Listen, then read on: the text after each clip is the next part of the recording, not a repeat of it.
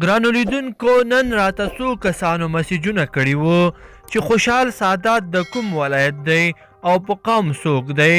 دا چې خوشحال سادات څوک دی او په قوم څوک دی څومره زده کړي دي مطلب را سره تر پایه پورې وګورئ او هر څه معلومات به زه په دې ویډیو کې درته وښیم. ګرانو لیدونکو السلام علیکم. اول خو باید ووایو چې خوشحال سادات د ټول افغانستان ویاړ ده، که څه هم ولایت، قوم، ژبه سم دومره مهم نه دي. موږ ته افغانیت او د وطن خدمت مهم دی، خو بیا هم خپل اتلان باید وپیژنو او د هغوی باره کې لږ تر لږ معلومات باید ولرو. جنرال خوشحال سادات د کونړ ولایت اوسیدونکی دی. په قوم سادات دی، 34 کاله عمر لري. د کونړ په وختنه دینداره او دوستانه کورنۍ کې زیږېدلی دی. جنرال خوشحال سادات په 2003 کال کې د افغان ځواکونو په لیکو کې شامل شو.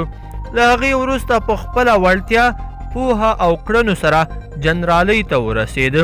خوشحال سادات لومړنی کس ده چې د کورنیو چارو معینت ته د خپلې وړتیا او استعداد په مټ راځي. سادات په نظامي علومو کې 2 ماسټریانې لري او د انګلستان له رایل کالجه فارغ دی.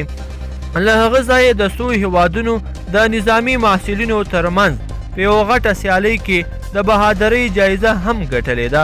سادات یوازینی جنرال دی چې د رینجر ځانګړیو عملیاتو مسلکي زده کړې هم کړې دي. په 1100 ځانګړو عملیاتو کې خپله برخه اخیستې ده او بیا د CRU 222 ځانګړي قطعې عمومي قماندان هم وټاکل شو. خوشحال سادات بیا د ولسمشر غني لخوا د کورنیو چارو وزارت ستر امنیتي مرستیال وټاکل شو. ګرانو لیدونکو او مینوالو په دې هیله چې د خوشحال سادات له شجرې او له کوم ځای کې چې دی زیږېدلی دی او کوم تر څومره زده کړې کړې دي، په دې هیله چې دا ټول معلومات مو ترلاسه کړي وي.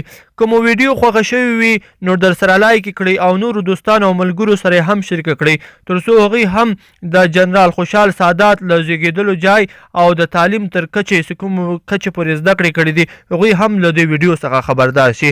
ډېره مننه چې ویډیو مو را سره تر پایه پورې وکتله.